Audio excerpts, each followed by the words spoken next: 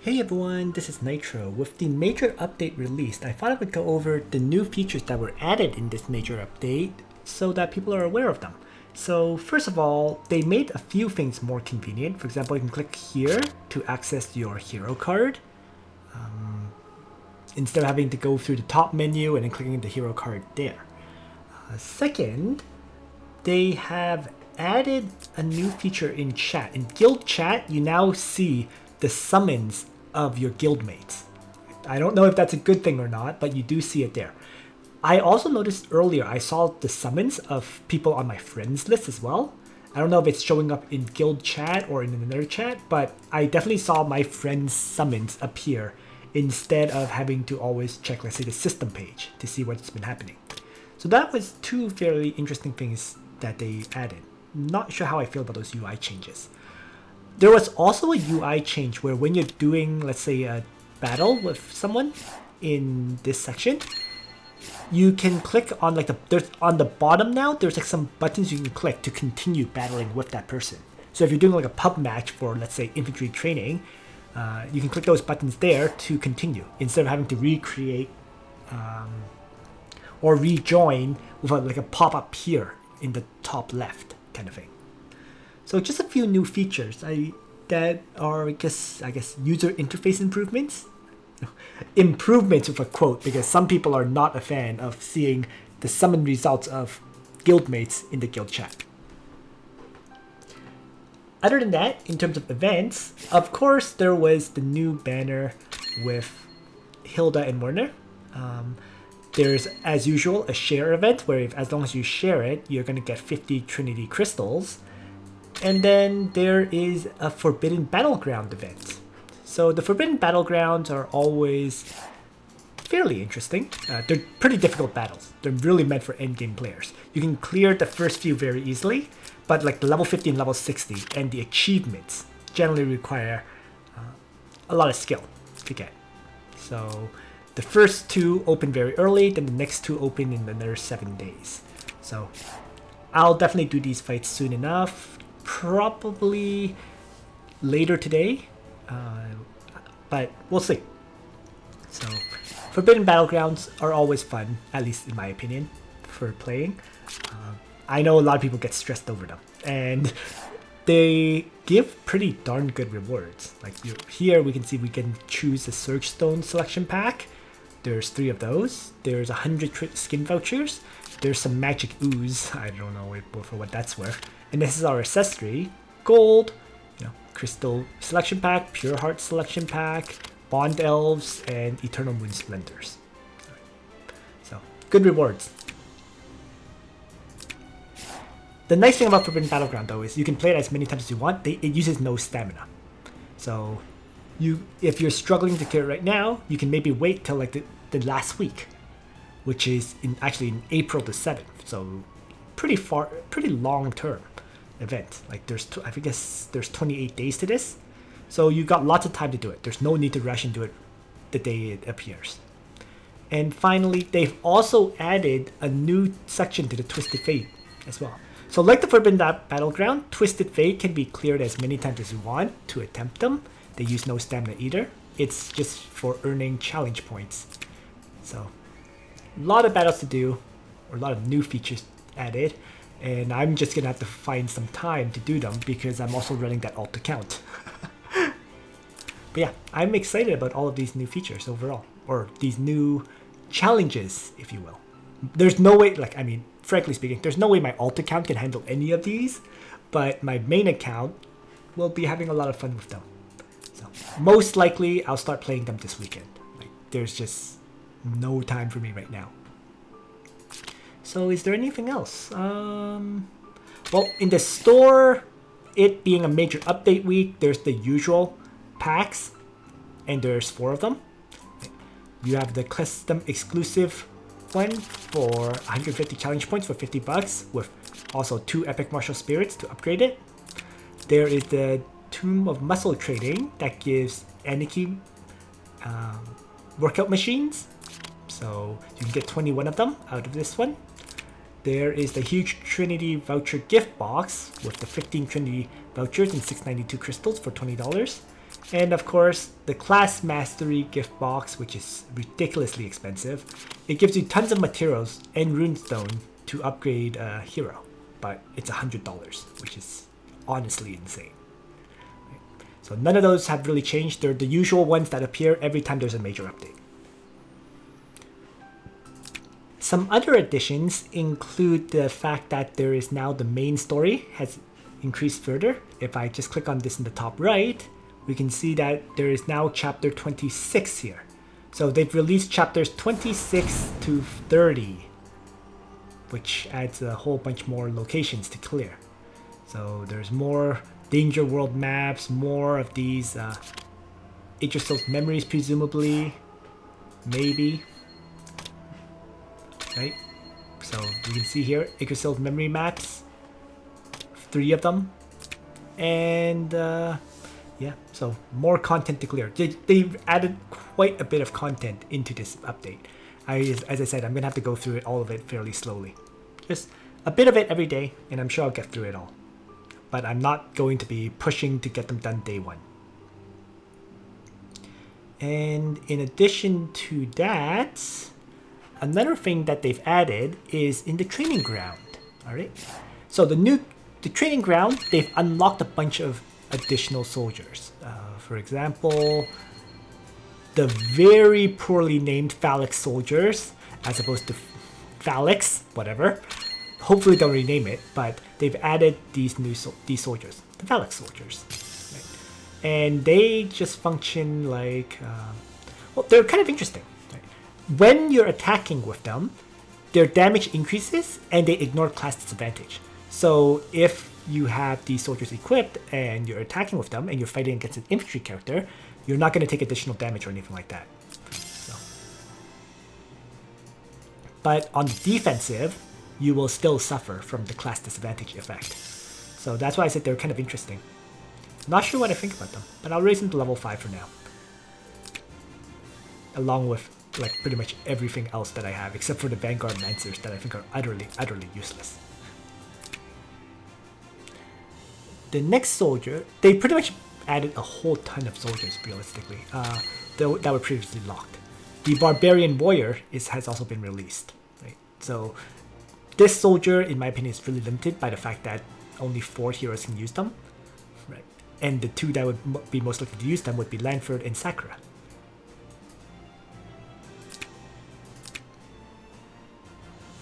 The third soldier that was added is in the, I think the 3rd and 4th are actually both in the Archer and Assassin section. Okay. So both of the soldiers, the Archer and the Assassin, has been unlocked. So we see here the Faceless, right? So Faceless increases both attack and crit chance, and it also increases the chance of critically hitting the enemy. I mean, I'm going to upgrade them because they are basically the soldier of choice, or the soldier of SP Sigma. It's not listed here, but they are the soldier of SP Sigma. So even though there's actually limited characters I can use it here, I absolutely have to build them because I plan to use my SP Sigma. So, but that is why I saved up so many burning straps and devout gloves in advance. They are going to get upgraded to level 10 right away.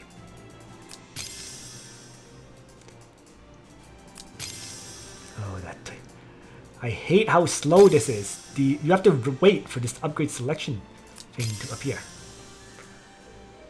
Alright, so there's the level 10 Faceless. Other than the Faceless, there is also the... Whoa, I can't find them. Nope, not here. Huh? Ah, here they are.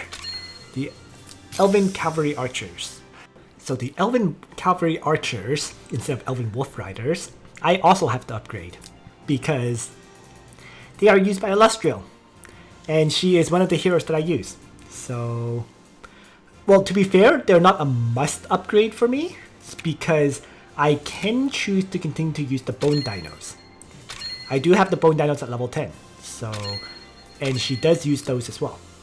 But the big advantage of the Elven Wolf Riders or Elven Cavalry Archers, whatever, is that First of all, when they're fighting on forest, grassland, mountain terrain, attack increases even further, and their damage taken decreases, and the unit's damage is not reduced in melee combat.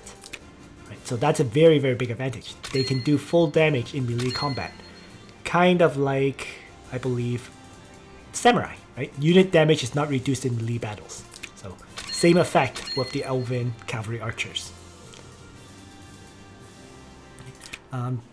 And the other big impact of them is because they have 2 range, unlike the Bone Dinos having 1, it does allow Alestral to attack at 3 range. You won't be able to use her attack skills at 3 range, of course, because her attack skills do not only have just 2 range or whatever. But the fact that you can have them participate at a 3 range sniping is nice to have. So I am definitely going to start upgrading these as well. Eating up all my resources, and once again they also use the burning straps and devout gloves, and that is why I had so many of that material saved up. I was preparing for both of these soldiers to arrive. So now they are both instantly raised to level 10, and pretty much most of those resources are gone. And I'm gonna have to look at upgrading these other techs further. Considering it anyways. They're not absolutely required, but there's a whole bunch of other techs I would like to upgrade in the Archer and Assassin training. And then the final soldier is in the Holy and Demon training. And that one is the Steel Mane Werewolf. Alright.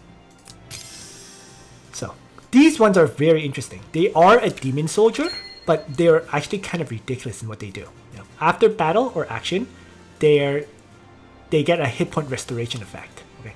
And when soldier hit points is above a certain percentage, attack also increases when attacking, and when attacked, defense increases. So they get like the best of every world. When they're attacking, they're super strong. When they're defending, they have extra defense.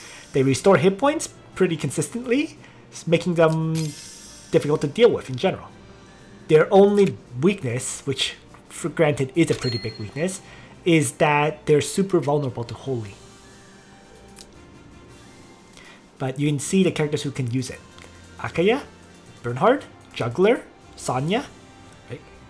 There's also Ashram, Toguro Bros, and Shaltir, but those 3 are less, I guess, meta compared to the first 4 that I mentioned. So a wide variety of characters can actually use those steel-maned werewolves. Another soldier that is very well worth leveling. Probably much more so than a lot of the other soldiers that were released, which were pretty specific to a few heroes.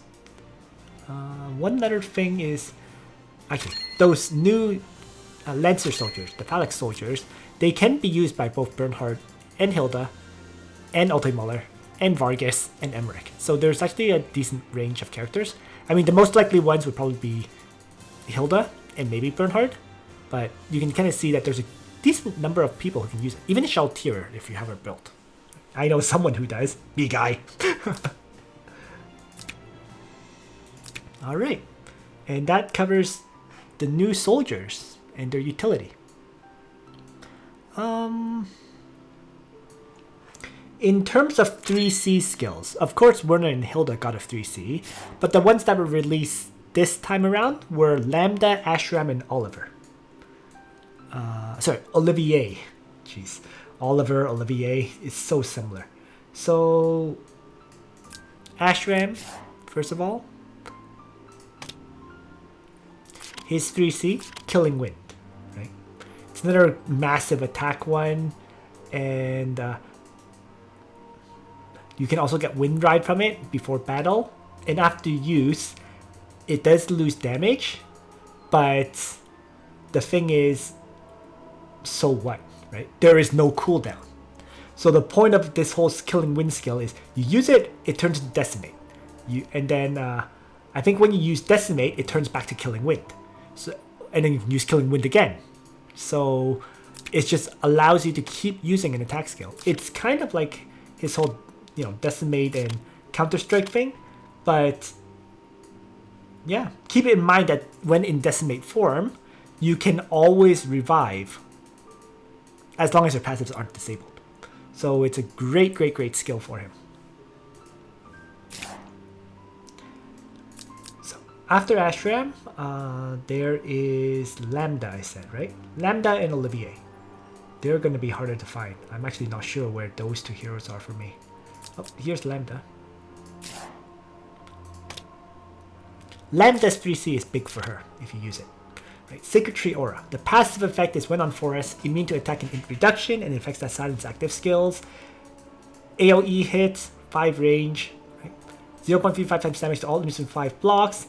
Reduces their damage dealt when initiating battle by 20%. And all the blocks that are hit are affected by the Peaceful Aura special effect for 1 round, which reduces the crit of enemy units on the terrain by 30%. Right. It's just a very useful AoE skill that can also apply terrain effects. So it is pretty big for her because, you know, compared to her existing current ones, I don't even have her leveled up, but you're getting a similar amount of damage and terrain effects and all that. At the very least, it lets you like wipe out the terrain effects that your opponent has laid down, for example, making her much more usable than before. And the Olivier 3C is following. Roaring Bomb 2, right? So, attacks multiple enemies within range, dealing 0.38 times AoE damage, reduces their damage dealt by 20%, increases their damage taken by 20%, so 2 debuffs. Also has a 15% chance to render enemy heroes hits unable to use normal attacks. That lasts 1 turn. And this effect cannot be dispelled if it applies. So, I mean, his original Roaring Bomb it was nice, but the span was 3 and, you know, it was just, and the range was 3 and so on. Now, Roaring Bomb 2 has a range of 3 still, but a span of 4. So the extended range of this really, really helps. So you would bring aims, probably that Roaring Bomb, and then perhaps Excitation, or perhaps you would bring his Heartless Requiem, right? So it just gives him more AoEs, more options. All very good skills overall.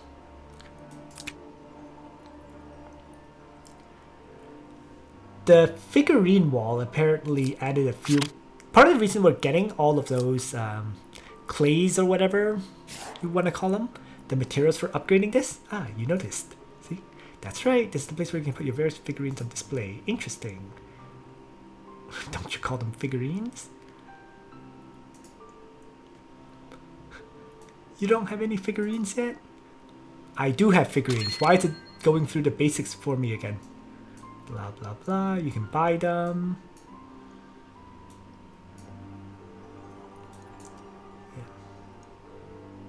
Yeah.